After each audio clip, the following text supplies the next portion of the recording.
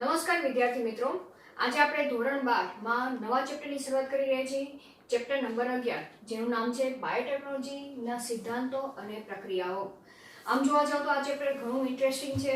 ઘણું સમજવા માટે તમારે થોડુંક આ ચેપ્ટરને કન્ટિન્યુઅસ તમારે રહેવું પડશે, બરાબર.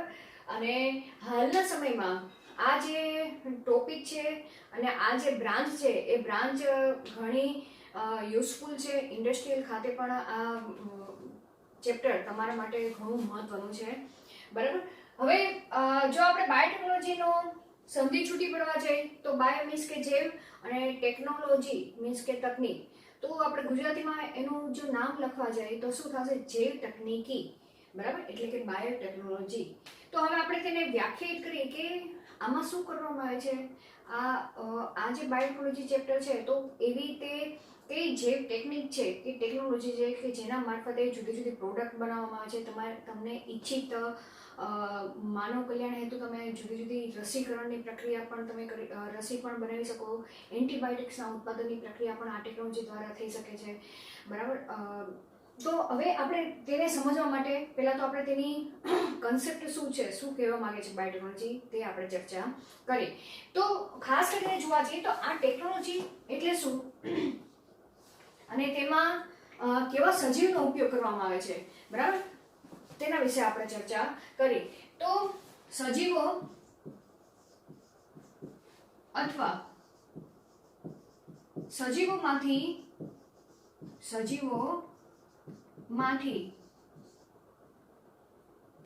મળતા ઉત્સેચકોનો ઉપયોગ. હવે ઉત્સેચકો ન લખો તો તમે લખી શકો પ્રોટીનનો ઉપયોગ, બરાબર, કારણ કે ઉત્સેચકો શું છે? પ્રોટીન છે. તો ઉત્સેચકોનો ઉપયોગ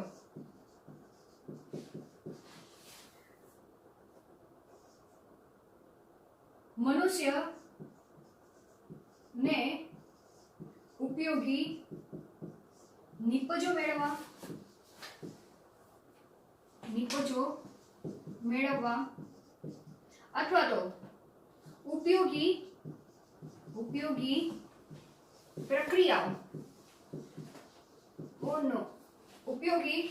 પ્રક્રિયાઓ મેળવવા જે તકનીકનો ઉપયોગ કરવામાં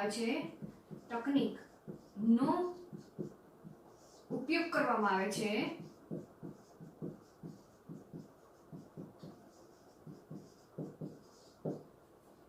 તેને શું કહેવામાં આવે છે?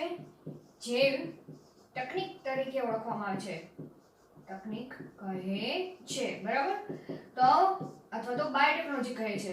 બાયોટેકનોલોજી યાદ રહેશે કે બાયોટેકનોલોજી એક એવી પ્રક્રિયા છે કે એક એવી ટેકનોલોજી છે કે તકનીક છે કે જેમાં સજીવોનો ઉપયોગ કરવામાં આવે છે. સજીવોમાંથી પ્રોડક્ટ મેળવવામાં આવે છે. પ્રોડક્ટ તરીકે પ્રોટીન મેળવવામાં આવે છે કે પ્રોટીન અહીંયા ઉત્સેચક શબ્દ વાપરેલો છે, બરાબર. અને તેનો ઉપયોગ મનુષ્ય માટે ઉપયોગી નિપજો મેળવવા માટે તેમજ ઉપયોગી પ્રક્રિયાઓ મેળવવા માટે કરવામાં આવતી હોય તો તે ટેકનિકને શું કહેવામાં આવે છે? જેવ તકનીક અથવા તો બાયોટેકનોલોજી તરીકે ઓળખવામાં આવે છે. તો હવે આના એક ઉદાહરણ તરીકે આપણે આગળના ચેપ્ટરમાં ચર્ચા કરી ગયા હતા કે સૂક્ષ્મજીવોમાંથી આપણે માનવ કલ્યાણ હેતુ કે ઘરગથ્થુ ઉત્પાદનમાં પણ સૂક્ષ્મજીવોનો આપણે ઉપયોગ કરી ગયા હતા કે જેમાં પણ તમે જોશો તો ઘરગથ્થુ પ્રોડક્ટ્સ મેળવવામાં સૂક્ષ્મજીવો એટલે કે સજીવ તરીકે સૂક્ષ્મજીવનો ઉપયોગ કરેલો હતો અને તેમાંથી માનવ ઉપયોગી નિપજો આપણે મેળવેલી હતી. એ આપણે એક રિવાઇઝ કરી નાખી. જેમ કે ઉદાહરણ તરીકે જોવા જાય તો ઘરગથ્થુ ઉત્પાદનમાં સૂક્ષ્મજીવો તરીકે અહીંયા તમે જોવા જાઓ તો અહીંયા સજીવ તરીકે શું લીધું છે? સૂક્ષ્મજીવ, બરાબર. જેમ કે લેક્ટિક એસિડ બેક્ટેરિયા, લેક્ટિક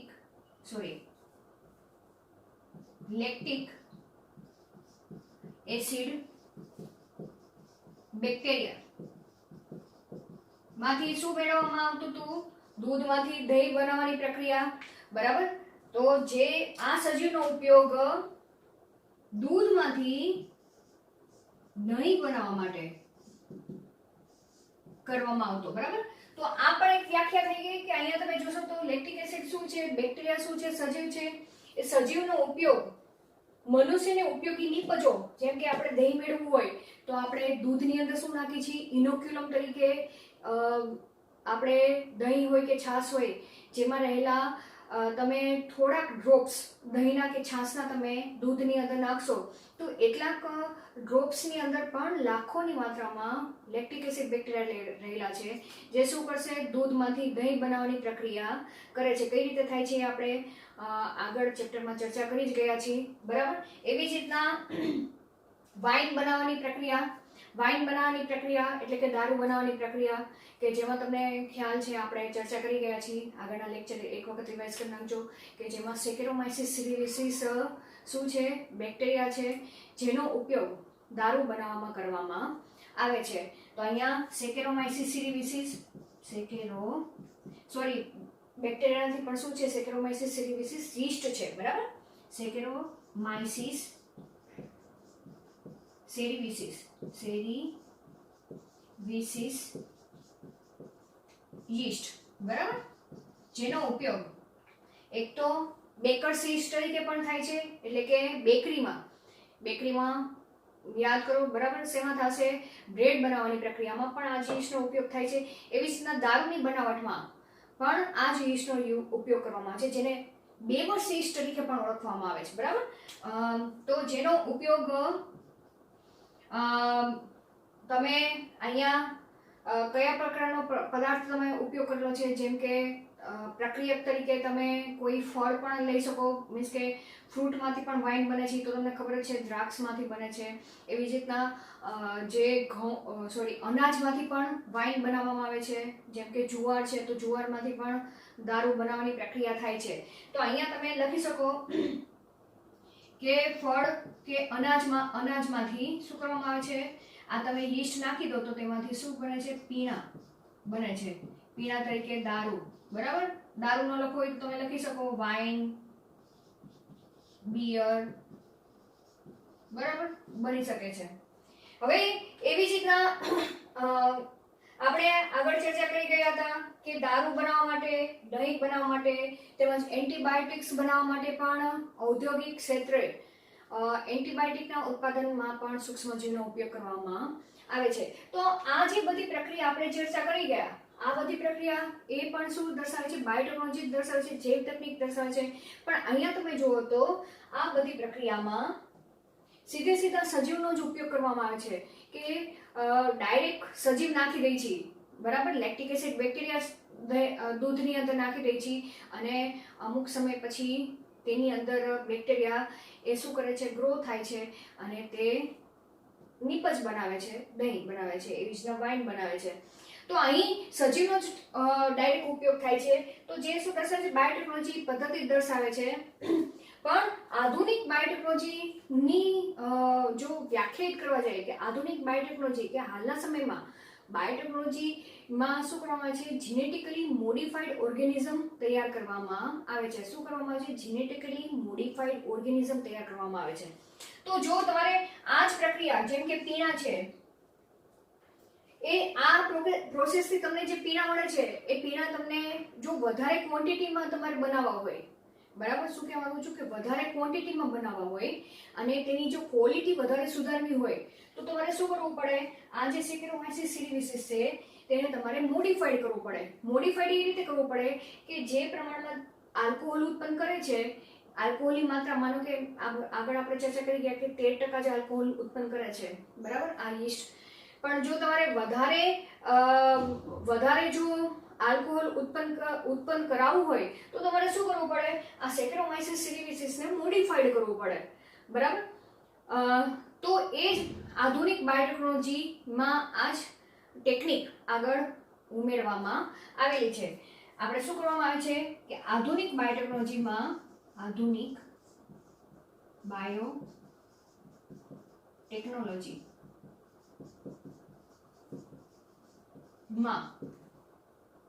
આ જ વસ્તુનું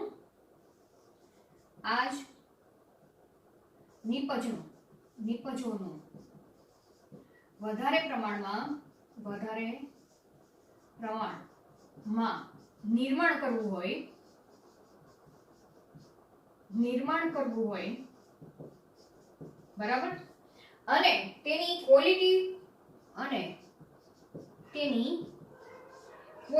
બરાબર, ક્વોન્ટિટી નહીં પણ શું, ક્વોન્ટિટી સાથે ક્વોલિટી પણ બરાબર, બંને ક્વોલિટી માં પણ સુધારો કરવો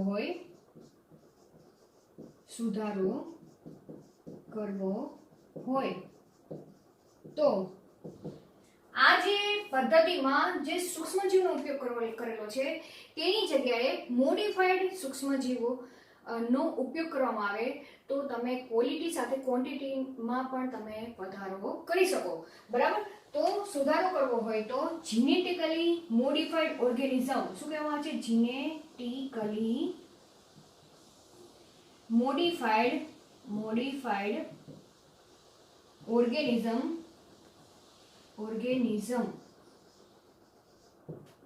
બરાબર. જીનેટિકલી મોડિફાઈડ ઓર્ગેનિઝમને તમે ગુજરાતીમાં લખવું હોય તો કઈ રીતે લખશો, જનીન પરિવર્તિત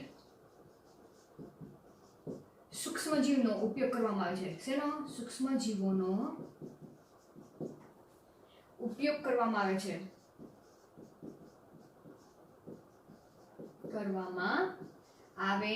છે બરાબર. ખ્યાલ આવી ગયો? આ શું દર્શાવે છે? બાયોટેકનોલોજી.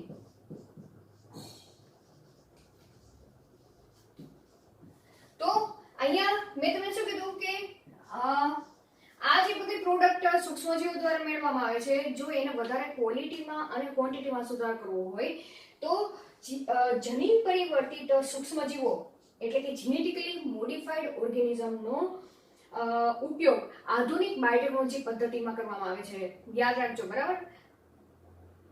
આ પદ્ધતિ કેવી છે? જેમાં ડાયરેક્ટ સૂક્ષ્મજીવોનો જ ઉપયોગ કરવામાં, જેમાં સૂક્ષ્મજીવોમાં કોઈ ફેરફાર કરવામાં આવતો નથી, જેમ કે દહીંમાંથી દૂધ બનાવવાની પ્રક્રિયા, વાઈન બનાવવાની પ્રક્રિયા, અમુક એન્ટીબાયોટિક બનાવવાની પ્રક્રિયા. પણ આધુનિક બાયોટેકનોલોજી પદ્ધતિમાં GMO બરાબર, આને શોર્ટમાં કઈ રીતે યાદ રાખશો, GMO નો ઉપયોગ કરવામાં આવે છે.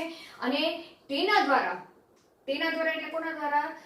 જનીન પરિવર્તિત સૂક્ષ્મજીવો દ્વારા માનવ કલ્યાણ હેતુ નિપજો મેળવવામાં આવે છે બરાબર. અને જેનો ઉપયોગ બરાબર, GMO નો ઉપયોગ શું કરવામાં આવે છે? માનવ નિપજો મેળવવામાં આવે છે, માનવ કલ્યાણ નિપજો માટે કરવામાં આવે છે, હવે કઈ નિપજો?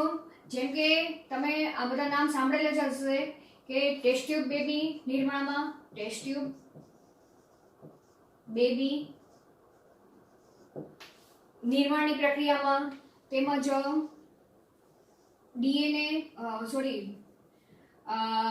રસી નિર્માણમાં બરાબર, કે રસી ફોર્મેશનની પ્રક્રિયામાં, એવી જ રીતના જનીનના સુધારણામાં, જનીનનું સંશ્લેષણ બરાબર, જનીનનું સંશ્લેષણ અને તેના ઉપયોગો માટે બરાબર. જનીનનું સંશ્લેષણ એટલે જનીન થેરાપી માં પણ તેનો ઉપયોગ કરવામાં આવે છે. અને જનીન સુધારણામાં બરાબર, બીજા શેના માટે? જનીન સુધારણામાં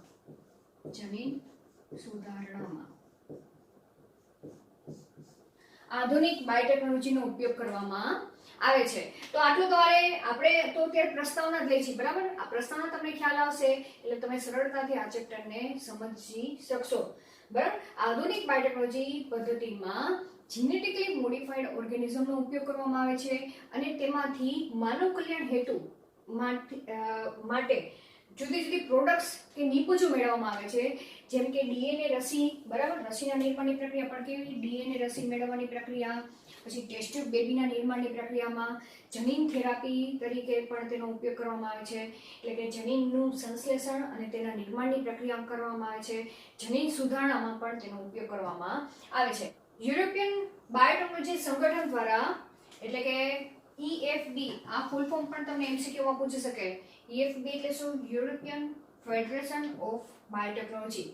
આના દ્વારા આધુનિક બાયોટેકનોલોજીની વ્યાખ્યા આપવામાં આવી, જે શું કહેવા માંગતા હતા કે માનવીની નિપજો અને સેવાઓ માટે પ્રાકૃતિક જીવ વિજ્ઞાન અને સજીવો, કોષો કે તેમના ભાગો, બરાબર, તથા આણ્વિક અનુરૂપતાનું સંચાલન એટલે કે બાયોટેકનોલોજી. હવે શું કહેવા માંગે છે કે અહીં નિપજો અને સેવાઓ મેળવવા માટે કાં તો સજીવનો ઉપયોગ કરવામાં આવે, બરાબર, એ સજીવોનો ઉપયોગ કરવામાં આવે, અથવા તો કોષનો ઉપયોગ કરવામાં આવે, અથવા તો કોષના કોઈ ભાગનો ઉપયોગ કરીને, અથવા તો તેના ઉપયોગ કરીને, અથવા તો આણ્વિક અનુરૂપતાનું, બરાબર, આણ્વિક એટલે કે એ આપણે આગળ ચર્ચા કરી આખી પ્રક્રિયાનો ઉપયોગ કરીને માનવીની નિપજો અને સેવાઓ જે મેળવવામાં આવે છે તેને, એટલે કે તેનું જે સંચાલન કરવામાં આવે છે ટેકનોલોજી દ્વારા, તેને બાયોટેકનોલોજી તરીકે ઓળખવામાં આવે છે. તો હવે આપણે આના એક બે ઉદાહરણ વિશે ચર્ચા કરવા જઈએ. જેમ કે અહીં આધુનિક બાયોટેકનોલોજીમાં જીનેટિકલી મોડિફાઈડ સૂક્ષ્મજીવનો ઉપયોગ કરવામાં આવે છે, બરાબર. કઈ રીતે કરવામાં આવે છે એકાદ ઉદાહરણ તરીકે આપણે ચર્ચા કરવા જઈએ તો ઇન્સ્યુલિનની વાત કરી.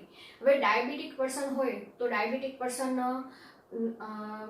ડાયાબિટીસ તેની અંદર શેને કારણે જોવા મળે છે? તો આપણે વિજ્ઞાનના સ્ટુડન્ટ છે તો આપણે આગળ ચર્ચા કરી જ ગયા છીએ કે એના જે સ્વાદુપિંડ, જે ગ્રંથિ છે, તેના જે લેંગરહાન્સના કોષો છે, બરાબર, એમાં પણ પાછા બીટા કોષો છે.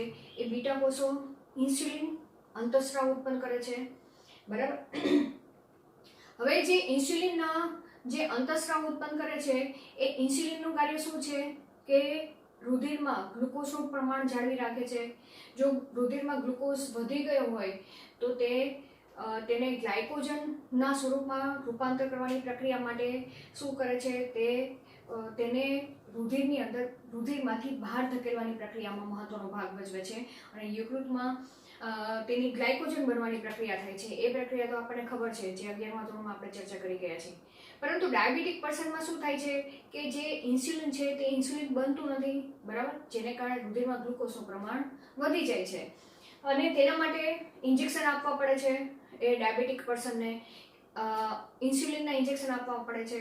તો પહેલાના સમયમાં તો શું હતું કે જ્યારે આ બધી ટેકનિકની શોધ થઈ નહોતી તેની પહેલાં તો જે ઢોર હોય એ ઢોરના સ્વાદુપિંડમાંથી તે અંતઃસ્રાવ મેળવવામાં આવતો અને તેને વાઇલમાં ભરીને તેને બજાર ખાતે વેચવામાં મૂકવામાં આવતો, અને પછી તેના ઇન્જેક્શન આપવામાં આવતા. પરંતુ એ તમને ખ્યાલ છે કે ઘણી વખત એ સમયમાં શું થતું કે ઢોરમાંથી મેળવવામાં આવતું જે ઇન્સ્યુલિન છે, એ ઇન્સ્યુલિન જ્યારે લેવામાં આવતું ત્યારે તેની ઘણી બધી સાઇડ ઇફેક્ટ જોવા મળતી હતી, બરાબર.